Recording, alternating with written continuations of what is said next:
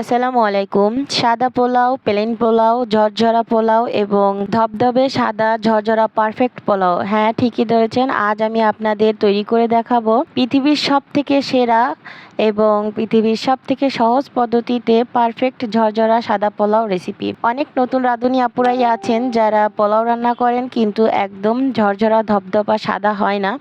আজ আমি তাদের জন্যই টিপস সহকারে কিভাবে একদম ধবধবে সাদা ঝরঝরা পারফেক্ট পোলাও তৈরি করবেন সেটাই আজ আমি আপনাদের দেখাবো টিপস সহ।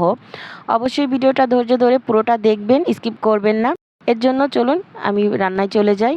দেখুন, প্রথমে এখানে আমি একটা পাতিল বসিয়ে দিয়েছি, এতে আমি তেল দিয়ে দিয়েছি। আমি সয়াবিন তেলে রান্নাটা পুরোটা করব। আপনারা যদি চান তাহলে কিন্তু অর্ধেক সয়াবিন তেল এবং অর্ধেক ঘি দিয়ে করতে পারেন। দিয়ে দেবো 2টা তেজপাতা এবং গোটা গরম মশলা। তেজপাতা এবং গোটা গরম মশলাটাকে একটু নেড়েচেড়ে ভেজে নিব। যখন এর থেকে সুগন্ধ ছাড়তে শুরু করবে তখন এর ভিতরে দিয়ে দিয়েছি আমি 2টা পেঁয়াজ কুচি। আমি এখানে পেঁয়াজ কুচিটা একটু কম ব্যবহার করেছি কারণ পরবর্তীতে আমি এখানে পেঁয়াজ বাটাটা ব্যবহার করব।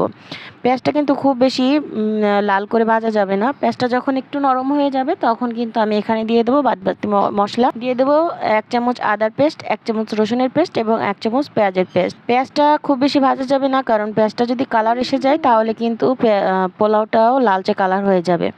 এবারে বাদবাকি যে মশলাগুলি দিয়েছিলাম সেটাকেও আমি একটু ভালো করে ভেজে নিলাম 2 মিনিটের মতো। এটাকেও কিন্তু খুব বেশি কালার করা যাবে না। এবারে আমি এখানে চিনি গুঁড়া 1 কেজি পোলাও চাল ধুয়ে পরিষ্কার করে পানি ঝরিয়ে রেখেছিলাম, সেটাই আমি এখানে দিয়ে দিয়েছি। এ পর্যায়ে হাই ফ্লেমে চালটাকে অনবরত নেড়েচেড়ে ভেজে নিতে হবে। চালটাকে অনবরত নেড়েচেড়ে তার 4 থেকে 5 মিনিটের মতো ভেজে নিতে হবে। খুব বেশি ভাজা যাবে না। খুব বেশি যদি ভাজেন তাহলে কিন্তু চালটা কালারটা একটু ডিপ হয়ে যাবে এবং পোলাওটা কিন্তু একটু লালচে হয়ে যাবে। অবশ্যই ভাবে কালারটা ঠিক রেখে চালটা ভাজতে হবে।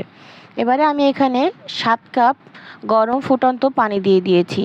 আমি এখানে 4 কাপ চাল নিয়েছি, এর জন্য 7 কাপ পানি দিয়েছি। 1 কাপ আমি তরল দুধ দেবো। আপনারা যদি চান তাহলে কিন্তু 8 কাপই পানি দিতে পারেন, সঙ্গে এখানে গুঁড়া দুধ অ্যাড করে দিতে পারেন। আমি এখানে লিকুইড দুধ দিয়েছি।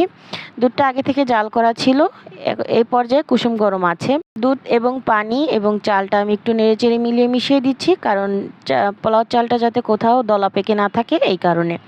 এবারে আমি এখানে দিয়ে দেবো স্বাদ অনুযায়ী কিছুটা লবণ। এ পর্যায়ে আমি আপনাদের পছন্দ মতো স্বাদ অনুযায়ী একটু লবণ দিয়ে দেবেন এবং একটা পাতি লেবুর রস এখানে চিপে দিয়ে দিতে হবে।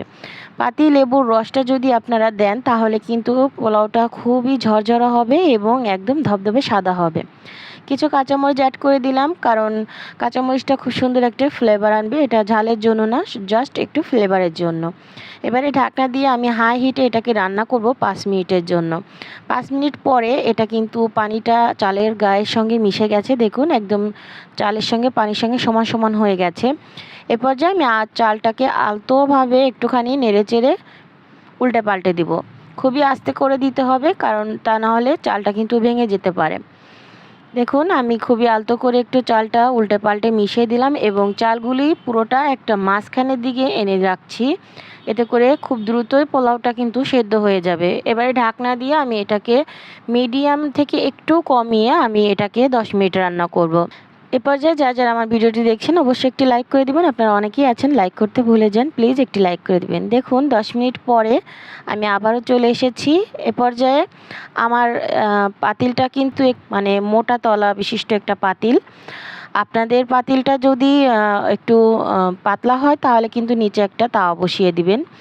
দেখুন, এই রকম পাতিলে রান্না করলে কিন্তু তাওয়া লাগে না। আমার পোলাওটা কিন্তু একদম সাদা ঝরঝরা হয়েছে, দেখলেই বুঝতে পারছেন। এবারে আমি একটুখানি নেড়েচেড়ে আবারও নিচ থেকে ওপর উল্টোপাল্টে দিলাম। দেওয়ার পরে আমি এখানে আবারও ঢাকনা দিয়ে ঢেকে লো হিটে, একদম লো হিটে আমি এটাকে 5 মিনিট রান্না করব। 5 মিনিট পরে কিন্তু চালটা পুরোপুরি সেদ্ধ হয়ে যাবে। এ পর্যায়ে অবশ্যই কিন্তু চুলার আঁচটা একদম লোতে রাখতে হবে। আমি আবারও বলছি, দেখুন 5 মিনিট পরে আমি ঢাকনাটা তুলে কিছু পেঁয়াজ বেরেস্তা দিয়ে দিলাম এবং দিয়ে দেব 2 টেবিল চামচ ঘি। আমি এখানে ঘি এবং পেঁয়াজ বেরেস্তাটা দিয়ে দিয়েছি। আপনারা যারা পোলাওতে গোলাপ জল ইউজ করেন তারা কিন্তু গোলাপ জলটাও দিয়ে দিতে পারবেন, আমি এখানে দিচ্ছি না। এবারে পেঁয়াজ বেরেস্তাটা দিয়ে আমি আবারও একটু পোলাওটা নেড়েচেড়ে দিচ্ছি। দেখুন পোলাওটা কতটা ঝরঝরা হয়েছে। আমি কিন্তু উল্টে পাল্টে দিচ্ছি, আপনারা দেখলে কিন্তু বুঝতে পারছেন। কতটা পারফেক্টভাবে ঝরঝরা হয়েছে। এই রকম একটা পারফেক্ট পোলাও যদি বাসায় তৈরি করা হয় সেক্ষেত্রে কিন্তু সবাই খুবই পছন্দ করে এবং নিজের কাছেও ভালো লাগে। দেখুন, যেহেতু আমি এখানে পেঁয়াজ বেরেস্তা এবং ঘিটা দিয়েছি, এই কারণে কিন্তু আমি এটাকে নেড়েচেড়ে 2 মিনিট দমে রাখবো। এরপরে আপনাদের সার্ভ করে দেখাচ্ছি। দেখুন, আমি কিন্তু সার্ভে চলে এসেছি। এই যে দেখুন আমার পোলাওটা কতটা পারফেক্টভাবে হয়েছে। আমি কিন্তু আপনাদের স্ক্রিনে পুরোটাই দেখিয়ে দিচ্ছি। আপনারাই দেখে বুঝে নিন যে আমার পোলাওটা আসলেই কি ঠিকঠাক মতো হয়েছে নাকি। আমার ভিডিওটি যদি আপনাদের কাছে একটুও ভালো লেগে থাকে তাহলে অবশ্যই একটি লাইক, কমেন্ট, শেয়ার করবেন এবং আমার চ্যানেলটি সাবস্ক্রাইব করে রাখবেন। অবশ্যই বেল আইকনটি বাজিয়ে দিবেন যাতে যখন যা ভিডিও ছাড়ি আপনাদের কাছে সবার আগে পৌঁছে যেতে পারে। এইরকম একটি পোলাও আপনারা যদি প্রথম একবার এই ভিডিওটা দেখেন তাহলে কিন্তু প্রথমবারেই আপনারা পোলাওটা পারফেক্টভাবে তৈরি করতে পারবেন। আসছে কুরবানির ঈদে কিন্তু আপনারা এই পোলাওটা অনায়াসেই তৈরি করতে পারেন। সবাই ভালো থাকবেন, সুস্থ থাকবেন। আসসালামু আলাইকুম।